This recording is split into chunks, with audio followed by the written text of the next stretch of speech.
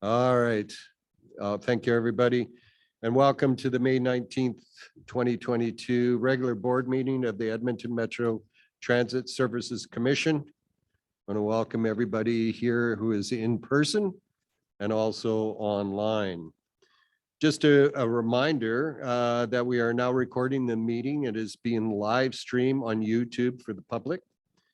Today's board meeting is a hybrid meeting with some board members and participants located physically in the commission offices here in Edmonton, 106th Street, just north of south of Jasper Avenue. And others are participating from respective homes and places of employment for the duration of the recording. And thank you for all on the board for making the effort to be here this afternoon. So thank you to those who have joined us today at the EMTSC office, and are welcome to members of the public watching our live stream or later the recording of this meeting. As always, we start our meeting with a land acknowledgement, and it's my pleasure to do so at this time. So on behalf of the board, we would like to acknowledge the traditional land on which we are gathered as Treaty 6 land. We would like to thank the diverse Indigenous peoples whose ancestors' footsteps have marked this territory for centuries, such as the Cree, the Dene, the Saulteaux, the Nakota Sioux, and Blackfoot peoples. We also acknowledge this as the Métis homeland and home of the largest concentration of Inuit south of the 60th parallel. It is a welcoming place for all peoples who come from around the world to share the Edmonton metropolitan region as home. And given the circumstances in the world today, we have new people coming to our region because of adverse circumstances in their homeland. And we certainly welcome those from the Ukraine here. So with that note, we have the agenda that is before us, and we'll need an approval. Thank you, Councillor Harris. Would you care to move the agenda? I would so move that the board approve the agenda for the May 19th, 2022 meeting as presented. Thank you, Councillor Harris. And now we will take the call. All in question, or call the question. All in favor? Thank you, Councillor Harris. And online, I see it's a unanimous vote. Thank you very much. And moving right along then, we have the consent agenda, which basically is the approval of the April 21st, 2022 regular board meeting minutes. And before I go to the consent agenda, just ask if there's any errors or omissions. Hearing none, then I'll ask for a motion. Councillor Finstad, would you Just wanted to, sorry, I just want you asked if there's any errors and omissions on the minutes of the April 21st. Minor one, just the spelling of my name. It's Stuart, S-T-U-A-R-T. In half of it, it's Stuart, and the other one is the S-T-E-W-A-R-T. So if you could just make a note to make a correction on my spelling of my name. Thank you. Fair enough. Thank you very much. All right, Councillor Finstad then. Yeah, thank you. I move the consent agenda be approved as presented. Now, just to note that the slides are appearing out of focus on the computer. I know I got new glasses, but it's not my glasses are the issue, so I'm not sure what that is. All right, fair enough. Our IT acknowledged that and is working on that, I guess. It's something on the Zoom feed. It's actually showing up fine on the YouTube feed, but when you try to put the Zoom feed into presenter mode, the slides are blurry.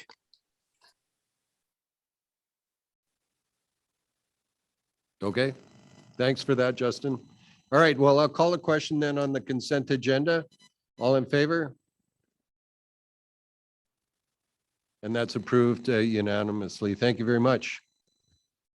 All right, on to the meat of the agenda then, presentation of the Commission strategic objectives. I'll turn it over to you, Mr. Jankowski. Thank you very much, Mr. Chair, and I'm happy to present today just a very short presentation outlining and highlighting a lot of the work that you as a board were involved in over the course of the last number of months to refine, to look again and to finalize the commission strategic objectives for the next while. I say the next while because one of the things that I wanted to highlight was where originally we had endeavored to come forward and to engage in a discussion about both short-term, medium-term, and long-term objectives through the work that the board was involved in with Josh Cole from Ernst & Young, with the facilitation assistance of Josh Cole and Ernst & Young. It really became apparent that our most immediate objectives and our most immediate challenges are those in the short term, and through the work with the board, really we ended up concentrating on the immediate term and short-term objectives, and recognize that the longer term objectives were something that we're going to have to largely come back to in the fullness of time.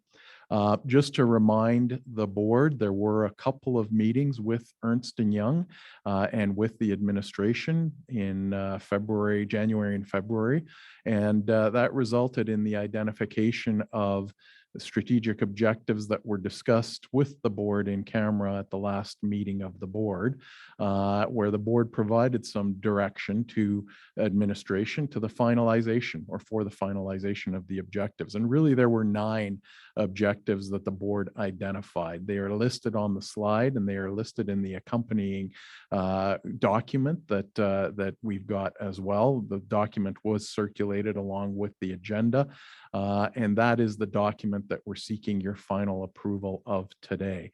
The 9 objectives were the ones that are listed on the screen: securing stakeholder support, which really revolved around the assuring that as we go forward, we maintain the appropriate communications and appropriate conditions of a healthy relationship with our 9 member municipalities. There was the focus on delivering the start of service in 2023, reaffirming the member participation, aligning with local policies in each of our member municipalities, coordinating with those regional partners that aren't necessarily member municipalities, but that also operate transit in the Edmonton metropolitan region, and ensuring that we benefit, the work that we're doing benefits all of the travelers within the metropolitan region. Committing to robust communications, primarily with our member municipalities, but also with the various constituencies in the communities that we will be serving. Establishing effective resourcing, and ultimately maintaining financial sustainability. That last one really relates to some of the longer term objectives that we identified as being, and the board identified as being future work going forward. If I can flip to the very next slide. In addition to those immediate and short-term activities and those objectives that, in addition to those objectives that I just spoke to, there were also a number of immediate and short-term activities that the board discussed and that will really form the basis of our work plan as we go forward, as the administration goes forward and delivers on the strategic objectives that the board has identified. And what we've done is we've grouped those various short-term and immediate activities in 5 categories. Those categories are listed on the screen and in the document that you have attached. Those categories really are those associated with the service planning. And today on the agenda, you will hear an update of the work that is going forward in that regard.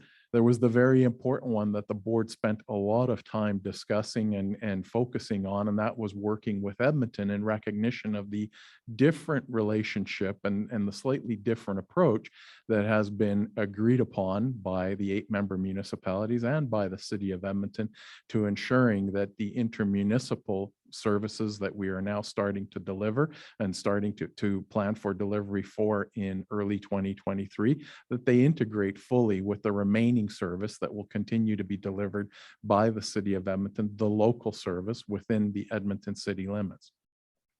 There was a suite of activities focused on communication and on branding, the development of a service identity and a brand that people will recognize, appreciate, and be drawn to as we start delivering that intermunicipal service across the 8 member municipalities and the integrated local services in those 7 municipalities outside of the City of Edmonton. There was a series of work activities that were identified in the broad category of partnerships, relationships, and advocacy.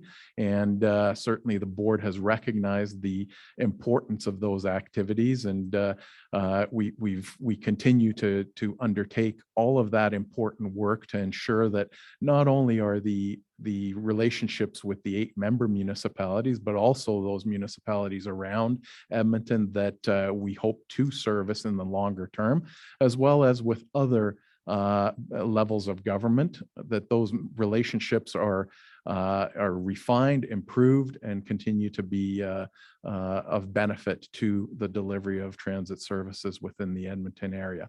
And lastly, the continued focus on ensuring that as we go forward, the administration develops those fundamental corporate building blocks that are necessary to ensure medium and long-term sustainability. That leads me to the next point, and I've spoken to that already a little bit. We also identified medium and long-term activities, but we recognized with the board, and the board recognized that a lot of those will require further refinement that we will engage in over the coming years. The focus right now is on the immediate term, and it's on all of those activities that need to be completed in order to start the service delivery in early 2023. And throughout that process, the board has recognized the unique relationship that will need to be maintained with the City of Edmonton, and that the City of Edmonton has and will continue to play a leadership position with regards to the delivery, not just of this service, but all regional collaboration initiatives. So with all of that, we do have a more detailed document that was circulated, and we can go through that if there are questions from the board, but that document is in your agenda, and we're now happy to present that document, your document, reflecting your thoughts and your direction to us as the final report on our strategic objectives development for the board's approval.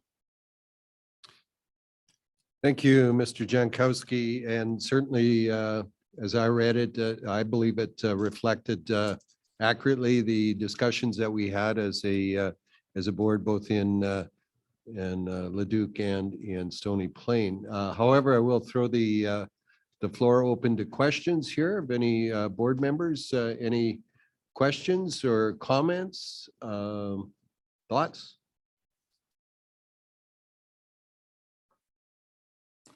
This actually does require a special resolution to approve, and I see that Councillor Knack is here. Welcome, Councillor Knack, and trust that the journey between Calgary and Edmonton is going safely for you.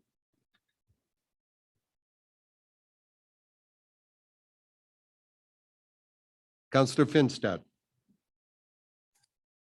Thank you, Mr. Chair. I just wanted to comment that we've got the strategic plan before us, and I'm very excited to be able to move forward with that. And it's really seems like it's taken us a long time to get this far, but I think we can now see the road a little more clearly than we did in the past, and I'm really looking forward to moving forward from this point. Thank you very much. I think it would be appropriate for Councillor Knack to make the motion if he's available. Well, we can't vote on it unless he's available, I guess. Says he's here.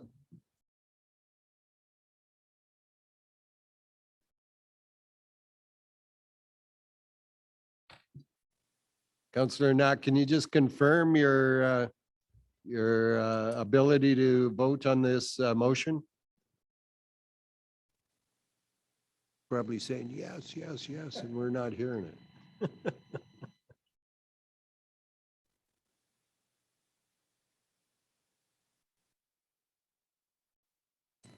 All right. Okay, well, while we work on this, why don't we just, we'll table this to just a little later in the meeting until we can connect with Councillor Knack. And we'll move on to the next agenda item until that occurs. It is a continuation of our CEO update. So back to you, Mr. Jankowski. Thank you very much, Mr. Chair. So my CEO update on the two items that you have in your agenda will be fairly brief. The first revolves around the ongoing work that we have been engaged in with regards to the need for a debt limit increase. And I'm sure that the board is well aware and remembers that we're now at a point where the board has made its request to both the city of Edmonton and the city of St. Albert to move forward and to get additional loan guarantee bylaws through the councils of those two municipalities. That work has been underway for some time, and it resulted in the first reading of the loan guarantee bylaws being held on April 19th at both of those councils. The second and the third readings of those bylaws are scheduled for May 24th in the city of Edmonton and June 7th in the city of St. Albert. And while we await the second and third readings of those bylaws in order to complete the additional guarantees associated with the additional $2 million in debt, in order to allow us to continue to fund the activities of 2022 preparatory work for 2023. Administration, Lori Shea Smith is working with the TD Bank to complete the work that's required in order to get a loan mechanism extension or increase by that hopefully guaranteed upon or guaranteed $2 million. So that work is well underway, and that concludes my update on that work. I'll pause there if there are any questions. Any questions from the board? Okay, well, we'll await those dates, both in Edmonton and in St. Albert. Moving right along then, Mr. Jankowski. Thank you. So the second item I just wanted to provide an update on to members of the board. The work that was shared with the board that the board had commissioned back in 2021 with regards to a comprehensive survey of constituent attitudes and thoughts with regards to our approach to regional transit integration. We had shared much of the results with the board in earlier meetings, and as we've received many requests from the 8-member municipalities, we have just recently distributed the detailed survey along with a shortened summary of findings, basically compiling the main themes coming out of that survey with the staff, the administrations of all of your member municipalities, and wanted to ensure that you are aware of the fact that that information has now been shared. There was a lot of interest that was expressed by many members of the administrations that we work with as we start preparing the or as we're undertaking the detailed service planning work. And I think it's fair to say that there were some very positive results being identified in the survey and a high level of interest in the work that we are pursuing. And many of your member municipalities, many of the administrations were interested in getting a lot of that detail. So those results have now been shared. Want to make sure that your councils are aware that your administrations have those survey results in their hands. There are a number of highlights, and we've discussed them with the the members of the municipal administrations that we meet with on an administrative level. But while you see them highlighted on the screen in front of you, the real underlying story is that there's a lot of interest and a lot of support for the idea of integrating transit systems across the metropolitan region. There is a lot of desire being expressed within our populations. And just to remind the board what we undertook in 2021, what Leger undertook in support of the work that we are carrying out was a survey of some 1,200 residents proportionately distributed amongst the populations of our 8-member municipalities. And the overwhelming response reflected this strong desire to move forward with an evolution of the transit work that has already been engaged in at all of the municipal levels within the city of Edmonton and beyond, and to continue the work of evolving those systems into an integrated approach. I will pause there and happy to answer any questions on that. Okay, members of the board? Any comments, thoughts? Certainly a good news story. We would hate to be on the reverse side of that equation if we're trying to do the work that we're doing. So it's very heartening that the community views this work as being advantageous to the region. Councillor Gronberg. My only comment on this is really that I saw that for Devon, we only had 6 individuals be surveyed. And that's not very representative of Devon's views, I'm sure. But overall, it did seem to be mostly in line with what some of the other municipalities were saying. So I'm hoping that by looking at the grand scheme of all the other municipalities, we can kind of extrapolate that to our community as well. But I do feel like that's the only area of deficit that I've kind of noticed. Okay, fair enough. Good point. Any other comments? If I can just address that, Yeah, Mr. go Chair. ahead. So you're absolutely correct, Councillor Gronberg, that the number that you speak to really refers to the desire when the survey was being structured to come up with a statistically relevant set of conclusions. And as I indicated, what we really sought to do was to identify a roughly proportionate distribution reflective of the proportionate or the comparative populations across the 8-member municipalities. And that's why you see a kind of a different quantum across the member municipal representations in that survey. But you are correct that there is a limited sample size because it's reflective of the relative sizes of the population. Okay, thank you for that information. Okay. So cruising right along, has Councillor Knack been able to, Councillor Knack, can you hear me? Can you comment? Yes. Yes, I'm here. Sorry. Yeah, just a moment too late for the vote on the strategic piece. So I know you had to defer that while you were waiting. So I'm here. Perfect, thank you. Well, we'll do the motion then to accept the CEO update as information. And so we have the debt limit increase and the distribution of the Leger Integrated Regional Transit Survey results. And there will be a motion.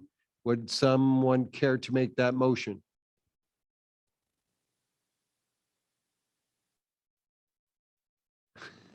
Councillor Vinstad, go ahead. Sure. I move the board accept as information the materials and discussion as presented during the CEO update. Thank you. I accept that motion. Any opening comments? No, I just appreciate the in-depth report provided. I think the information in the survey is going to be very useful to all of the municipalities involved. And I think it gives us a good basis for public support for going forward with this regional transit initiative. Thank you. Any other board member care to comment on debate? Okay, seeing none, I'll call a question. All in favor? And I'll call you. Thank you, Councillor Knack, and that is unanimous. Thank you very much. Now, perhaps we'll go back and entertain the motion in relation to the strategic plan. And that reads that the board approve the presented final report on EMTSC strategic objectives development to shape the activities of the commission for the foreseeable future. Councillor Harris, can I impose upon you to make that motion? Yes, sir. Mr. Chair, I would so move that the board approve the presented final report on EMTSC strategic objectives development to shape the activities of the commission for the foreseeable future. Thank you very much, sir. This will be a special resolution. And so I accept that motion. Any comments on opening? No, I think that we've reached that milestone point where we needed to lock those priorities down, but respect the fact that we are an evolving organization and then there will be some evolution in those priorities to a certain extent, I suspect. But I think this definitely showcases what I felt were the important things from my point of view. And I think we had a hearty discussion when we were developing them. So I think it's a good plan for now and for well into the future. Thank you very much, Councillor Harris. Anyone else care to enter debate, comment?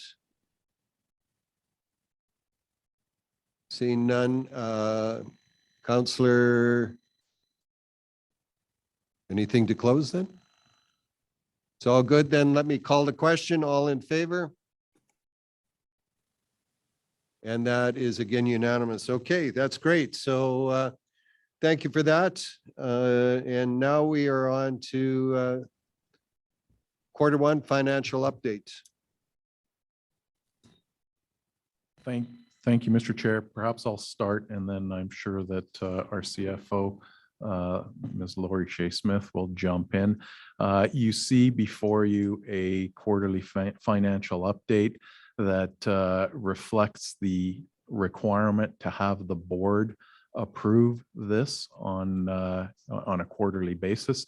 Normally, we would have gone through the work of actually presenting this to the Audit and Finance Committee in consultation with the chair of the Audit and Finance Committee in April, given the fact that there was a very favorable financial position relative to budget, and given the fact that there were no other items that required a meeting at that particular point in time. The administration proceeded with distributing the information to members of the committee with the identification or the suggestion that we would bring the update forward directly to the board for approval. I'll turn it over to Lori, and Lori can run through some of the details associated with the quarterly financial update.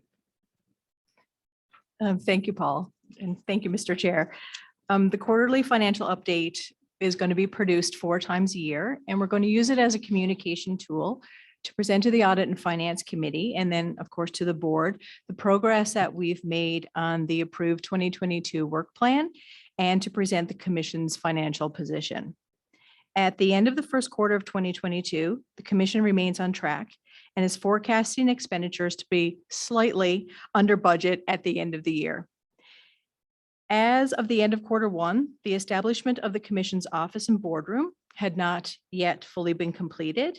Therefore, an update on the approved 2022 capital budget will be included in the quarterly financial update for Q2. The only 2 items in the capital budget were the purchase of the furniture for the office and the boardroom and all of the IT equipment. At the end of the first quarter, the Commission's operating expenses were $590,000. which are $401,000 lower than the approved $992,000 budget. The favorable financial position is largely due to the timing difference in the way in which wages and benefits and the second category of professional and consulting services have been budgeted and how they will actually be dispersed this year. This favorable position has meant that less debt financing was required to fund our activities, leading to lower debt carrying costs for the period. At the end of the first quarter, the commission had a net debt balance of $2.993 million out of the original $5 million operating line of credit that we've secured through TD Bank. The commission remains on track to deliver the elements included in the board-approved 2022 work plan and the operating and capital budget. The 2022 year-end forecast is $3.630 million, which is within a 0.3% variance of the board-approved operating budget of $3.643 million. The savings from the first quarter are expected to be reduced by the end of the year as our workforce requirements are refined based on the commission's needs and the timing of professional and consulting engagement expenditures aligned with the budget. I'm available for any questions that the board may have.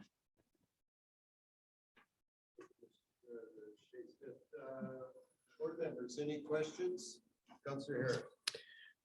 So is our process going forward that obviously we'll bring these reports to the Finance and Audit Committee first? They'll give a good appropriate oversight, answer any questions then. And typically it would then be the chair that would make the recommendation to council to adopt these reports? Or is it just, because ultimately, I suppose we can get into the weeds on these things. I prefer not to. So if we know that there's been appropriate oversight at the committee level, then that gives me a certain peace of mind relative to the vetting that should take place from a financial oversight point of view. So I throw that one open. So I see Councillor Laurie on the screen nodding his head. And I will say that in earlier quarters or at the end of earlier quarters, that is exactly the process that we went through. And normally the Finance and Audit Committee would recommend the approval of the quarterly report to the board. So there would be a concrete recommendation in this particular instance, given that it was the first quarter, given that there was a favorable variance, and given that there was a very light agenda, we agreed, and through discussion with Councillor Laurie, the chair of the committee, we agreed that it might be appropriate for us just to bring this directly forward to the board for this instance only. Yeah, I was just going forward, just wanted to confirm the process. I think if the committee gets into the weeds as necessary to look at what the variances are, because I think that's ultimately at this level from a board governance standpoint, we look at variances and what's the explanation. And if there's anything that needs to be flagged, then the committee would ultimately then have that conversation with yourself and with our chief financial officer going forward. And then ultimately the board gets, I guess, pulled into it for discussion going forward. So I'm glad to see we're moving along that track. I think it's good that we've got a committee that will have that responsibility from that standpoint to work with you and your team to ensure that the finances are on time and on track. So that was my only question. Thank you, Councillor Harris. Councillor Finstad. Thank you, Mr. Chair. So based on the favorable first quarter results, will that delay our need for the increase in the operating line by any significant amount? Or are we still indicating that come mid-July or so that those additional funds will be required? Through the chair, I'll start, and I'm sure that Laurie will weigh in.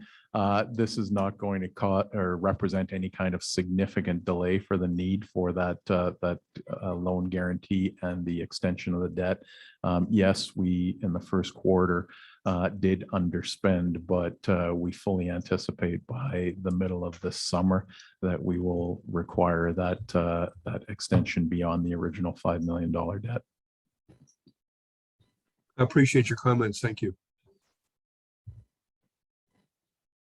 Any other comments from the board? It's always nice when we have a positive variance, no matter what quarter it is. So thank you for, and congratulations to you for keeping a tight rein on our finances. Thank you. Thank you. Councillor Laurie, can I get you to make the motion to accept this? You certainly can, Mr. Chair. Thank you very much. And I will move that the board approve the Q1 financial update as presented. Okay, thank you. Accept that. Any opening comments on debate? Not necessarily on debate, just simple opening comments, as you heard from our CEO, just given the lack of other agenda items and the simplicity of the update that we received in respect to the financial update, we just felt it prudent to respect the time of the committee and just to bring this straight forward to the board. So appreciate the board entertaining that. And again, very good work to our administration on keeping things in track and looking forward to seeing that work continue throughout the year. Thank you very much, Councillor Laurie. Any other comments from the board members? Seeing none, then I'll call the question. All in favor? And that is carried unanimously. Thank you very much. All right. Detailed regional transit service planning and bottom-up costing project update. Mr. Jankowski, I'll let you introduce our guests. Thank you very much, and really happy to be able to introduce both Aaron Toop and Katie Souls in person. This is the first time that we've had external presentations at the board in person, and really glad to have both of the key members of our consulting project team here in attendance. They will be providing an update on the work that WSP and its team is engaged in. This is the work that the board has heard a lot about, and I know that many members of the board have a deep interest in. We will start with a presentation on kind of the technical work that Aaron will touch on, and then Katie will speak to the vital public engagement work that we're preparing to undertake. If I can just slide to our main presentation then, Sean, just before Aaron and Katie get started, I just wanted to take a minute just to speak to where we are in this vital work. The board did approve the retention of the WSP team earlier this year. And as we've indicated in the last two meetings of the board, the work is proceeding. The good news is that the work continues to proceed along the originally agreed upon schedule. So the work is on schedule and it is moving forward. Just before I turn it over to Aaron, if I can slide to slide 3. I just wanted to speak and remind the board of kind of the scope of this work.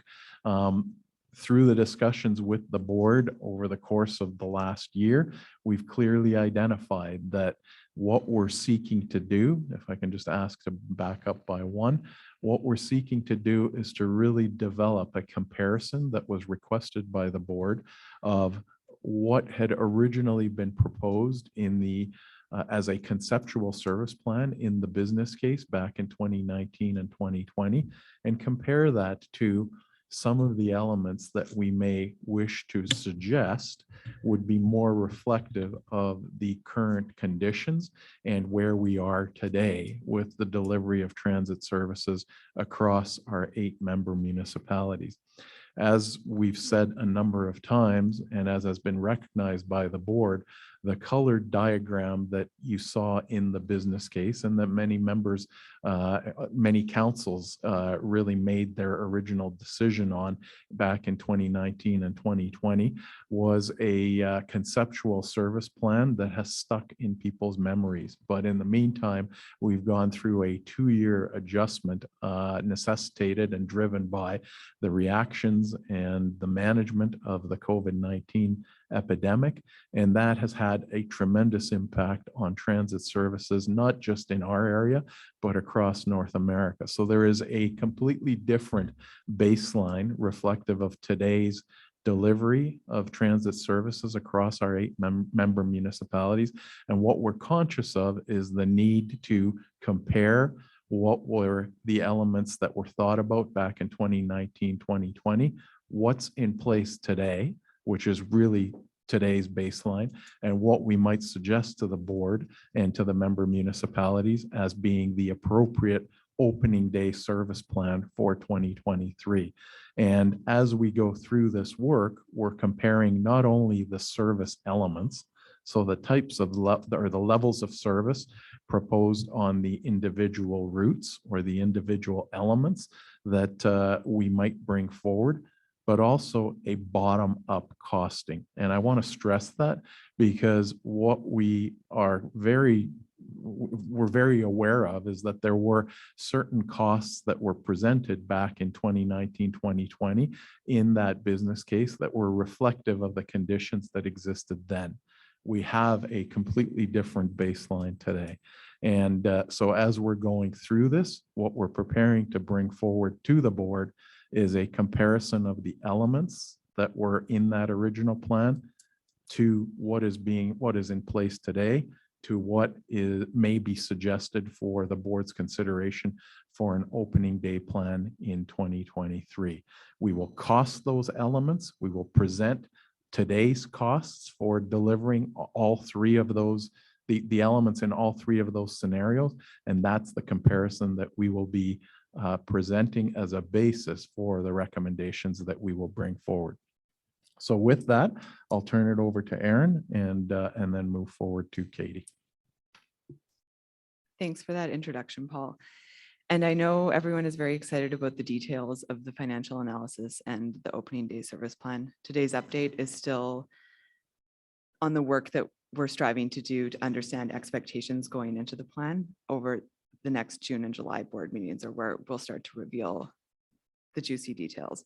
But for our overview of the project today, we're looking at the work we completed between April 21st and now. And we'll go with the next slide, please. So for starters, we had a great stakeholder workshop on May 6th, and we had a very full agenda for that workshop. During that time, we closed out our project charter. We shared the public engagement plan, which Katie will speak to in a little more detail shortly, and received feedback on the plan, which we've since incorporated. We also revealed the start of a transit services matrix, which is our understanding of what transit services each different member municipality is currently providing or delivering. And that will be the basis for our costing analysis. And so that's something that we have shared and then since also received feedback on. The latter half of the workshop was structured around the service plan. And so we looked first at a comparative analysis between the business case and the service plan to make sure that we were understanding today's service correctly and trying to refine the numbers that we've pulled together around the service hours. And then we spent the last portion of the workshop receiving feedback on the conceptual 2023 service plan. So really trying to understand what the expectations for opening day are versus what some of those longer term expectations that were reflected in the business case might be, and distinguishing between the two so that we can start to pull everything together into our transit scheduling software. I'm going to start the overview of the comparative analysis with the key takeaways before I show the details. So again, we know that we're doing a comparative analysis of the business case and existing conditions because so much has changed and things are really still in flux in the region. So since the business case was developed, for example, several municipal members have transitioned their lower performing local fixed route services into on-demand service to use resources more efficiently and to really tailor those service levels to ridership levels through the pandemic. Many municipal members also reduced service both on their local routes and their regional routes throughout the pandemic because travel behavior and ridership had just entirely changed. Most members are anticipating a return to, we'll say, pre-pandemic service levels by 2023, with the exception of that on-demand local service. That seems to be working really well in municipalities. And so that cost efficiency opportunity has been realized already. Finally, we heard that there's a mixed feeling out there. Some municipal member staff recognize that the baseline has changed in 2022 and that 2023 expectations do need to be revised. Others have stated that the 2022 conceptual service plan vision really remains the expectation in their community. So we're mixed on that still. Now to the details. This table summarizes the comparative analysis that we have done to date. So looking at the business case contribution, what each municipality was slated to contribute to the business case in terms of service hours, and then what each municipality is currently running in terms of both regional and local service hours.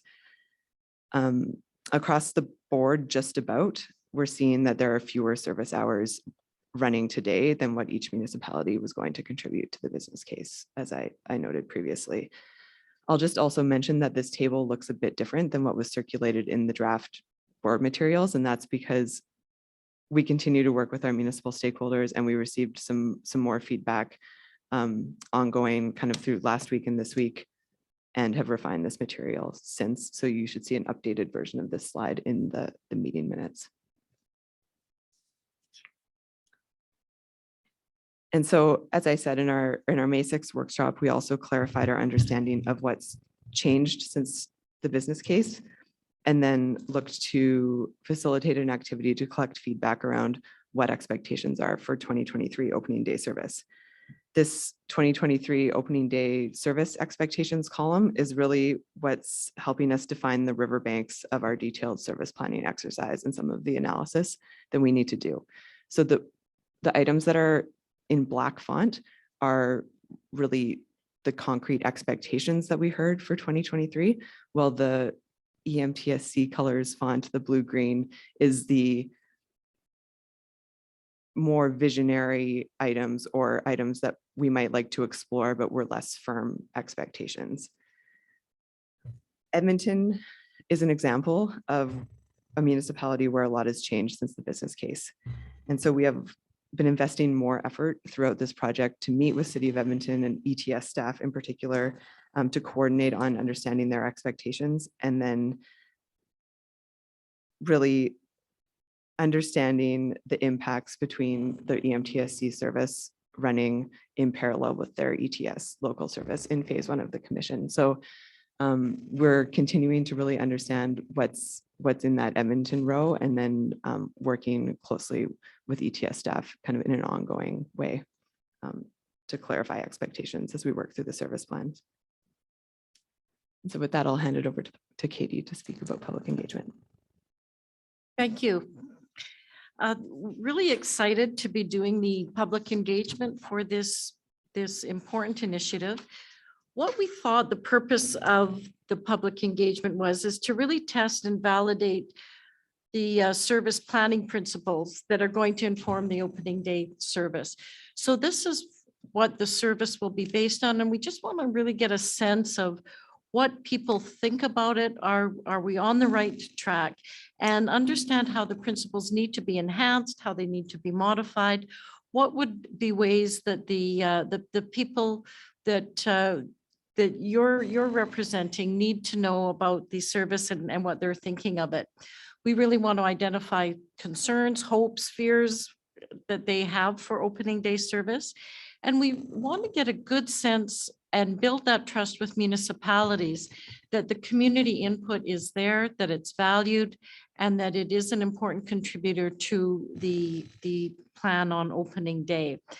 We also are excited to begin to inform member municipality about those plans for integrated regional transit service. Some have heard about it, some haven't. Some, as we heard about the Leger report, are very excited about the possibility. So we want to dig deeper into those items. So just a reminder that these are the regional principles, and they're the ones for the intermunicipal service. And these are the ones that we're going to be testing. And we'll be doing that in 2 ways. I'll be getting into more detail on that later, but we're going to be having a series of interviews, and we're going to be doing a questionnaire that focuses almost completely on these principles. So just a reminder of what those would be. I know that each of you do tremendous job at public engagement in your own municipalities. And so this model might be familiar to you. It's the best practices of the International Association of Public Participation. And we'll be consulting at the level that's called consult. And so we'll be working at that level. As we've talked about a lot in this meeting so far, the current situation is reflective of the changes that everyone has gone through. And that includes our target audiences. So who we are hoping to talk to are the transit riders in the service area, the people who may take transit or return to taking transit post-COVID. Has anything changed? One of the main things we heard during COVID is people didn't want to drive downtown anymore. People didn't want to pay for parking. They've got used to not driving. Does this bode well for the service? Those are the kinds of things we want to dig into. We also want to talk to those people who would welcome the opportunity to take transit if it were available in their municipalities.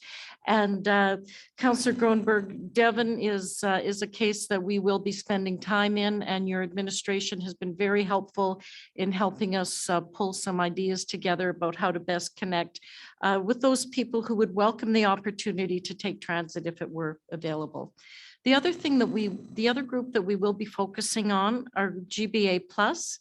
And this is the special interest groups and the equity seeking groups who may have special requirements relating to practice and to transit. A GBA Plus inclusion is a best practice, and it's a very important perspective that's been adopted by many municipalities and is certainly endorsed and sought after by the province in any engagement.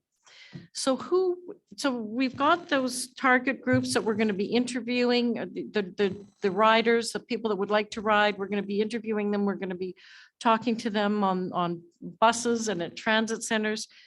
The focus groups are who we are going to be looking at to help us with the GBA Plus area.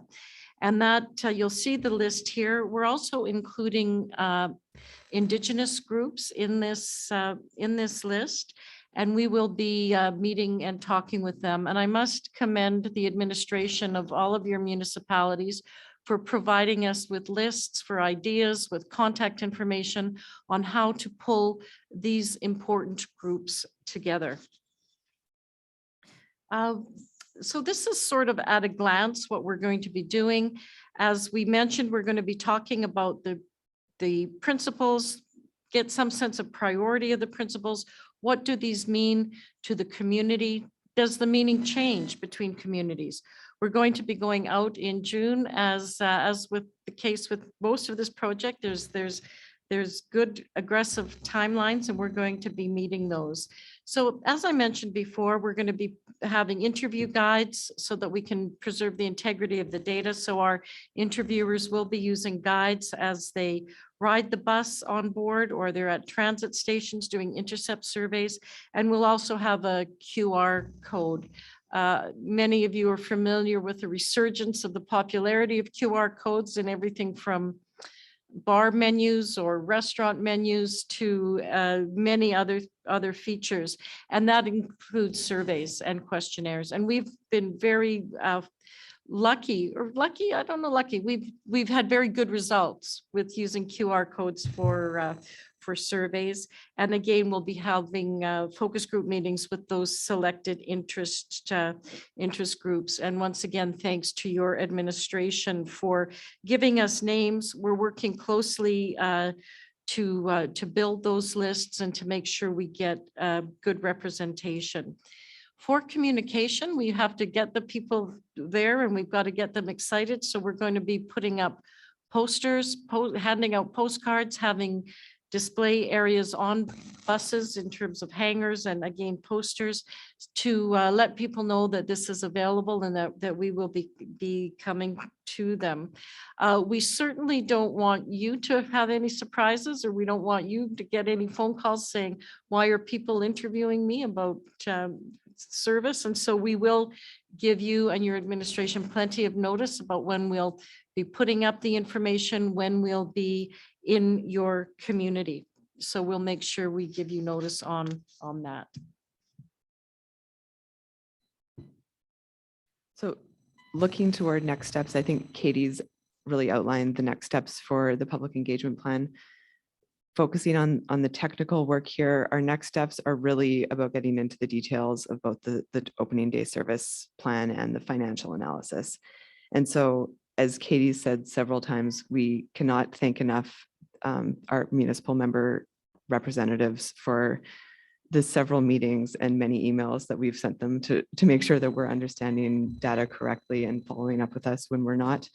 So we will continue to have meetings with both the transit planning group and the financial representatives in each municipality over the next few weeks.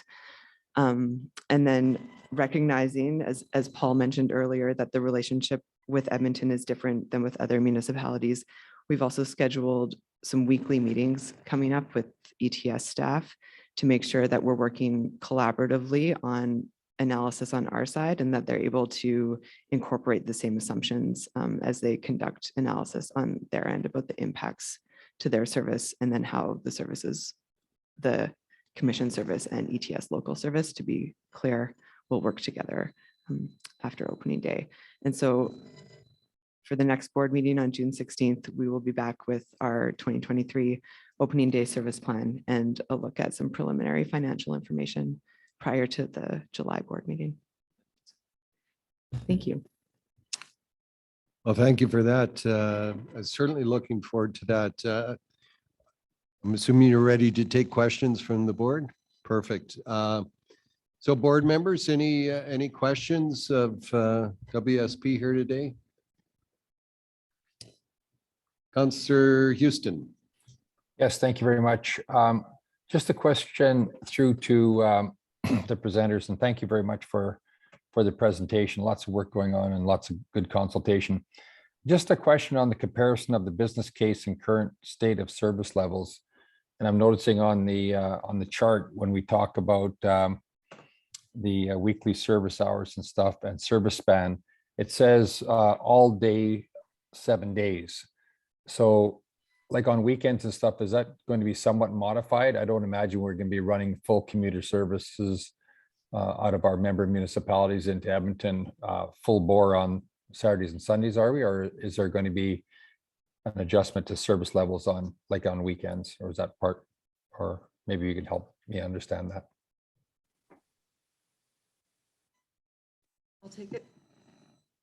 I'll take a stab at it, and then I will let Matt chime in if there's anything else that he would like to add, as he's our transit scheduling lead. The all day 7 days service span, that was the service span that we looked at in the business case, and kind of a key part of why we wanted to look at current service is to make sure we are planning for opening day service that makes sense based on today. And so I'm looking over to the next slide at the expectations for 2023 service. And it really, we haven't heard anything specifically about that weekend service from your municipality. So I think this is still a bit to be determined, but we'll be back with the service plan showing kind of what we understand to be the expectations working with your administration. Okay, yeah, I was more reflective of the entire metro region, looking at Fort Saskatchewan, Leduc and everybody else too. So just a question if there was a modification of those service hours on those weekends and stuff like that, which I would imagine, we certainly think of on a cost analysis would find that to be, expensive to operate if it wasn't necessary. But anyway, thank you.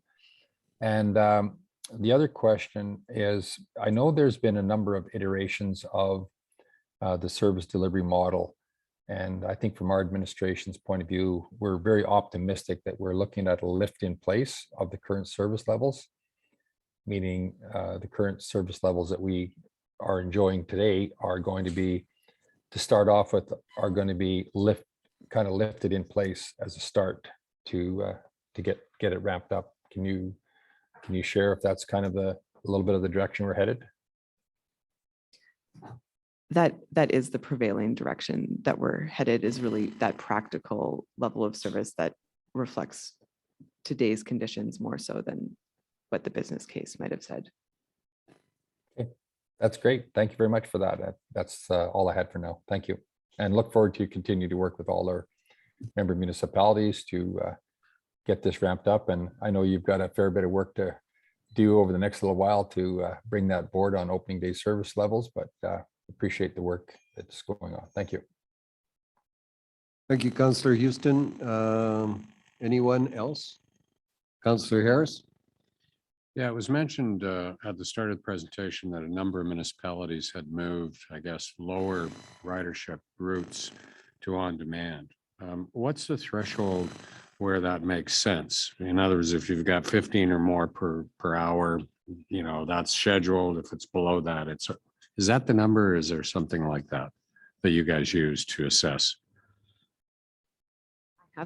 I have a number that I use sometimes, but I think your administration has done a really good job of assessing your local fixed route service from what we understand, and know that it's operating more efficiently than on demand otherwise would. They had done a study of that. So I think it's very context dependent, and the number that we might use would be sort of a general rule of thumb without really knowing the context of the community, if that's helpful. Yeah, I only asked that question because obviously this organization will probably be more inclined to provide scheduled services, either locally at the service level determined by the municipality.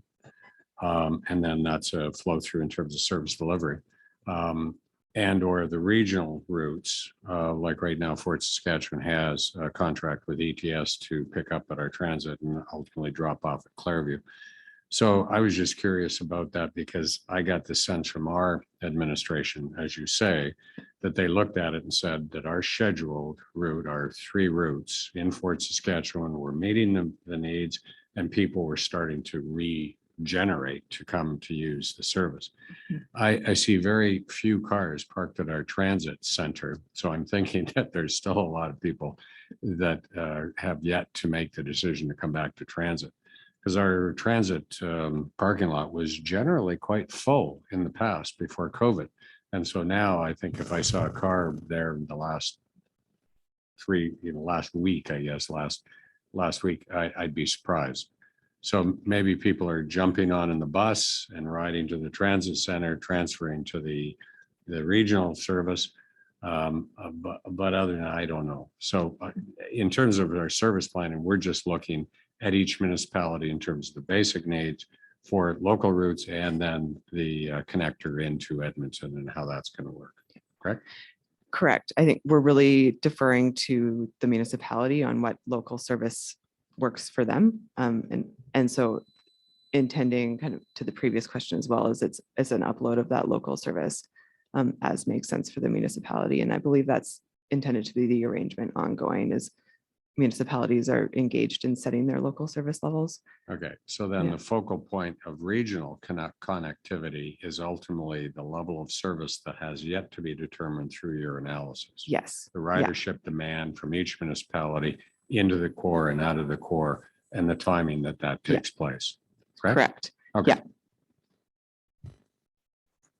Thank you, Councillor Harris. Any other questions? Councillor Gromberg? Yes, thank you. I just wanted to start off with a quick kudos to your guys' work, and even including those target groups of women and Indigenous people, the LGBT community. I think those are all people who are vulnerable people who we need to include in transit, and something that I think is really important. So well done on that.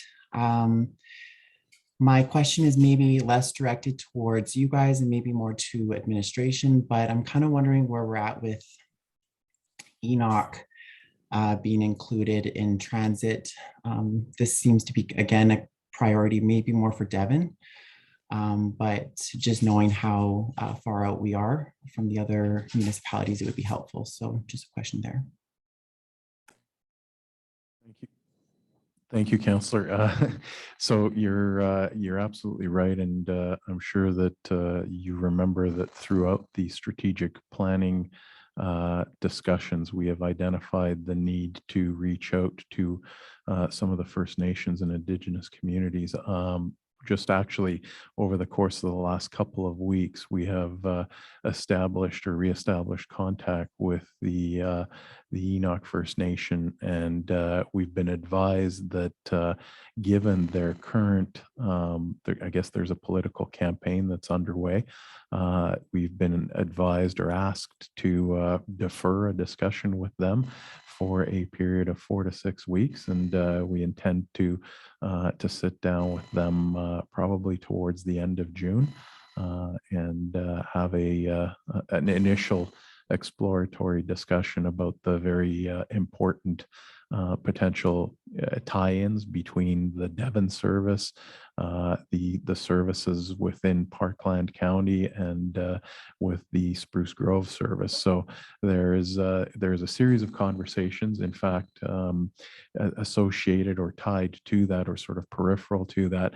I am also scheduling or rescheduling an intended discussion with the Parkland County Council. Originally, we expected to go and have a discussion with Parkland County Council next week, but there's been a bit of a conflict, and so we're preparing to reschedule that and to have a discussion with that council about the possibility of having a service element that would serve some locations within Parkland County with a potentially different kind of a negotiated relationship with that county to accomplish that kind of a service. So there are a number of elements that are in play. I appreciate you raising the question about the Enoch First Nation. It is on our work plan, and we will be touching base with them soon. Thank you. Thank you, Councillor Gronberg. Any other questions? Got a couple myself here as we consider this going forward. So you said in your, there's one slide where you contrasted expectations, and some were understanding of the different paradigm, if you will, that exists today. And yet other municipalities are saying, well, the 2020 conceptual service plan is still our expectation. And then later on, there was a statement that most were saying that back in 2023, they expect a return to a full service. Do those all sort of jive together in the end, or do we have mixed expectations about what happens at the day of service in 2023 as well?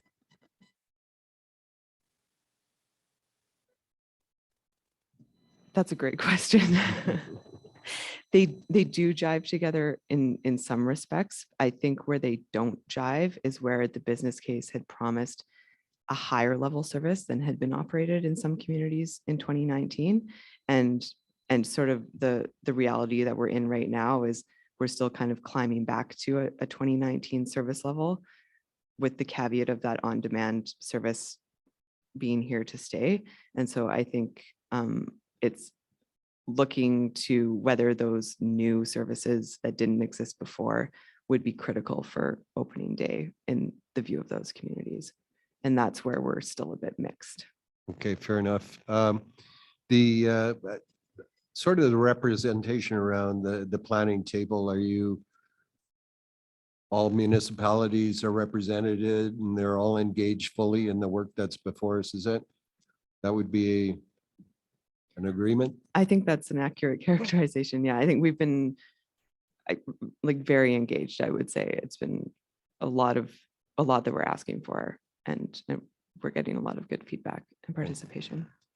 And this question is just born out of questions that I hear outside. So, so how would you characterize the perception of a, like, is there an us versus them? So if a commission bus comes down the road, it's a commission bus, and another bus coming down the road that is not a commission bus, are these two different things then, us versus them, or Or is there a general understanding that we're in it together trying to produce the same seamless level of transit service to the region?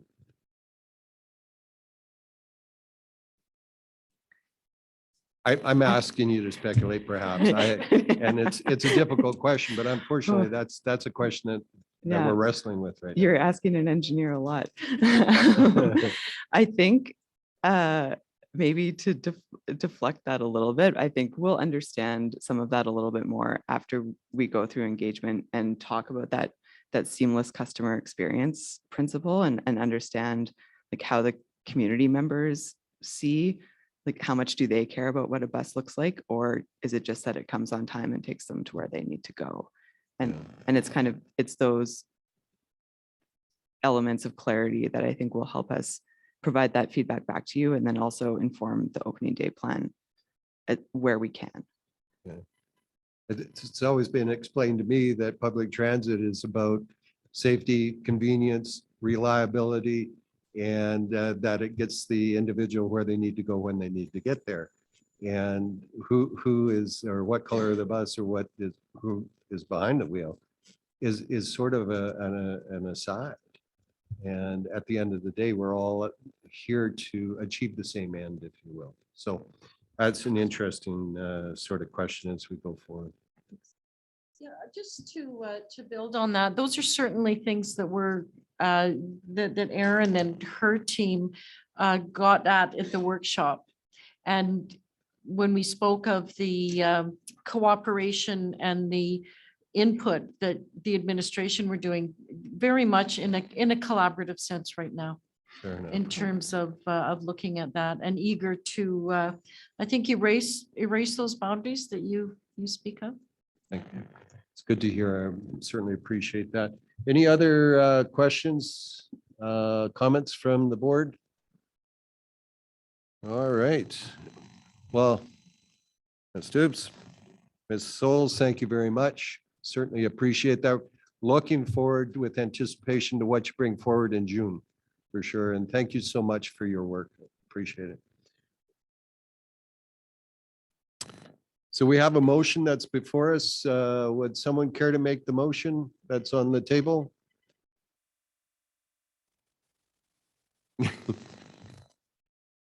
Councillor Houston, go ahead. Yes, thank you very much, Mr. Chair. I'd like to move that the board accept as information the materials and discussion as presented during the detailed regional transit servicing planning and bottom-up costing project activity update. Thank you very much. Accept that motion. Any opening comments on debate?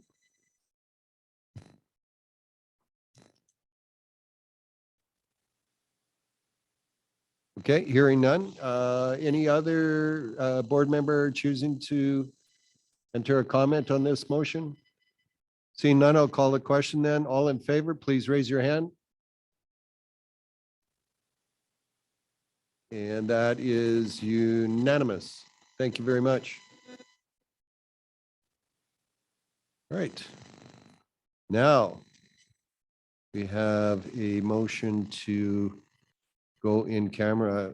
Councillor Gronberg, I saw your hand up earlier. Would you mind making this motion? Absolutely. I would move that the board move in camera in accordance with provision of Division 2, exceptions to disclosure of the FOIP Act, RSA 2000 CF-25 as per section 16 through 28. Thank you very much, Councillor. Call a question. All in favor, please raise your hand.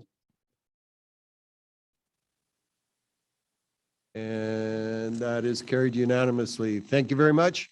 We'll take a 5-minute bio break, and Councillor Laurie, if you have to leave, thank you for your participation. Appreciate the time that you gave to us this afternoon. Everybody else, let's prepare to go live again at 4:25 in camera. Thank you.